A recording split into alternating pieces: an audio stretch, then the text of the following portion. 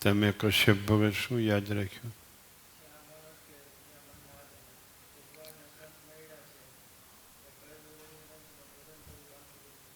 ભજન કરવાનું બાકી રહે, બાકી કાંઈ કરવું બાકી નથી રહેતું.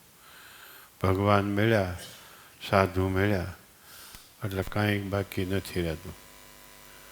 પછી એને જે ગમે છે એ કરવાનું રહે. પસંદગી થઈ ગઈ, મળી ગયા, આપણે પસંદ કરી લીધા, એણે આપણને પસંદ કરી લીધા. આપણે એમ કહીએ મહારાજને તમે અમારા છો, મહારાજ આપણને એમ કે તમે પણ અમારા જ છો.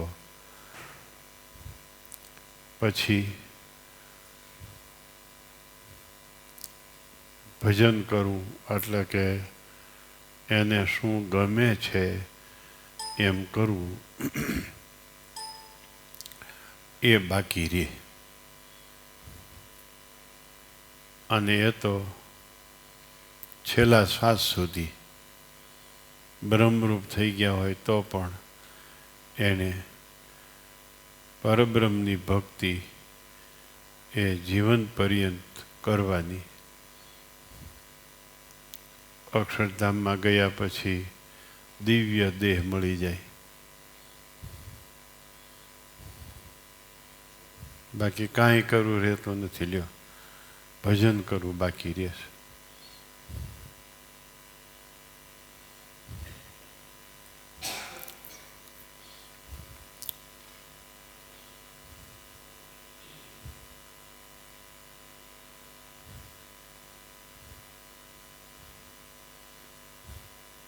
એવી પ્રાપ્તિ છે.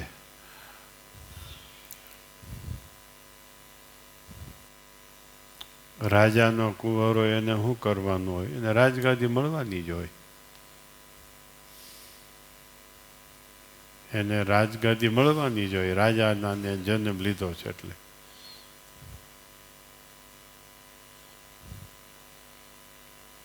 પછી ગાદીને સાચવવી એટલું કરવાનું રહે.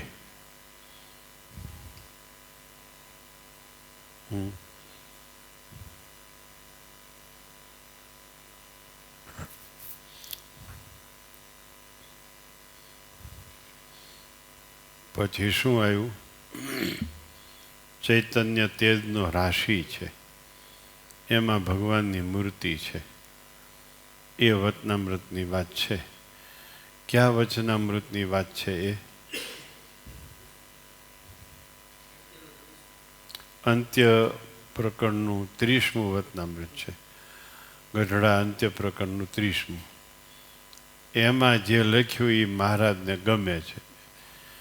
એને ગમે એમ કરવું એનું નામ જ ભજન, એનું નામ જ તપ, ત્યાગ, વૈરાગ. એના ગમતામાં બધુંય આવી જાય, કાંઈ બાકી ન રહે. ક્યારેક તનતોડ સેવા કરવી એવું ગમતું હોય, ક્યારેક બેઠા બેઠા ભજન કર્યા કરવું એવું ગમતું હોય, ક્યારેક બીજાને કથા વાર્તા કરવી એવું ગમતું હોય, ક્યારેક બીજાની કથા વાર્તા આપણે સાંભળવી એવું ગમતું હોય. એમાં એમ લખ્યું ચૈતન્ય તેજનો રાશિ છે, એમાં ભગવાનની મૂર્તિ છે. ન્યા મન અટકે છે. એને અર્થે તપ કરતો હોય, એને અર્થે યોગને સાધતો હોય, એને માટે કરતા હોય એવા ભક્ત ગમે છે. એ મૂર્તિ ગમે છે.